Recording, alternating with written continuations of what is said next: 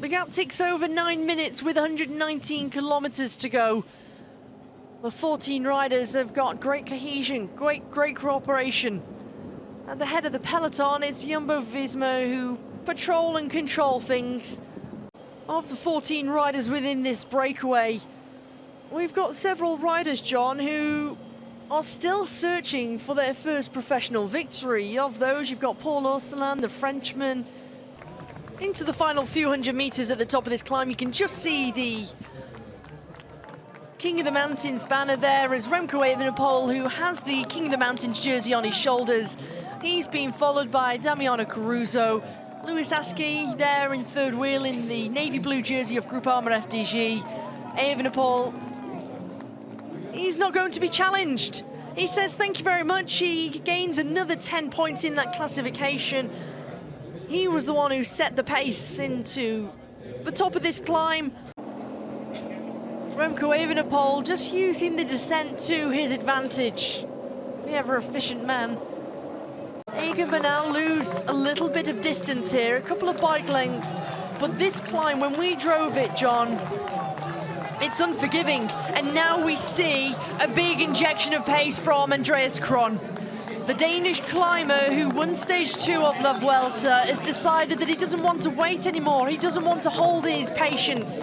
That ejects Paul Orselan, Julien Bernard, Andrea Piccolo. Sepp Kuss is sitting at the back of Bahrain Victorious here, John. Ordinarily, we would normally see a leader in the classification sitting behind his own teammates. Here it's a little bit of a different look. Evenepoel picked up 2 full bottles from his team soigneur there. Now we start to see some gaps open up as they head towards the top part of the climb. Remco Evenepoel crosses the line at the intermediate sprint in Pro Alpha. He takes the 20 points in that classification, but it's the stage victory that Evenepoel is searching for. As you see on the right-hand side, Bora Hansgrohe move up, and this is a big move from Bora Hansgrohe. From this group, it's a duo attack from the back of this group.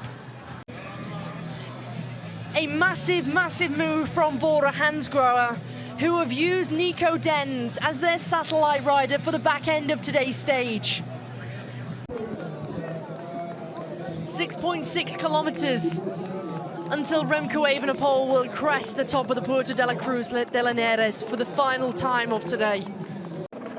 Now, Wout Poels again moves to the front, Landa on his wheel. This isn't good news for Vlasov.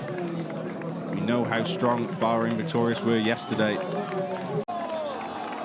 He's roared on by these fans. He's got space to maneuver. But now you're starting to see Alexander Vlasov in a world of pain. It's almost hanging on in these final kilometers. And now Remco Evenepoel, as he points to his head, the smart man, Mr. Remco Evenepoel, is going to win here up to the Puerto de la Cruz de Linares.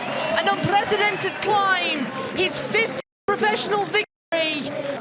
The relentless stage, the penultimate stage, and the longest stage, as we see another attempt by Juan Ayuso.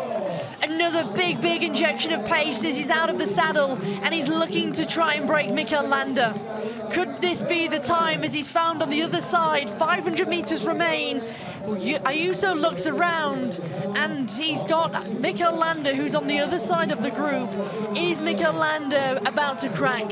And Mas goes on the right-hand side.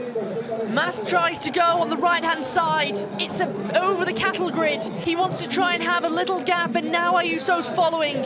Kuss with a smile on his face in the red jersey as the leader of the Vuelta España. He's coming, and he's able to respond to each and every move here. Enric Mas comes in, and there's some daylight starting to open up. Primoz Roglic can follow, but here comes a large gap to Mikel Landa. And in the end, Mikel Landa loses a handful of seconds. Jonas Vingegaard loses time to his teammate Sepp Kuss.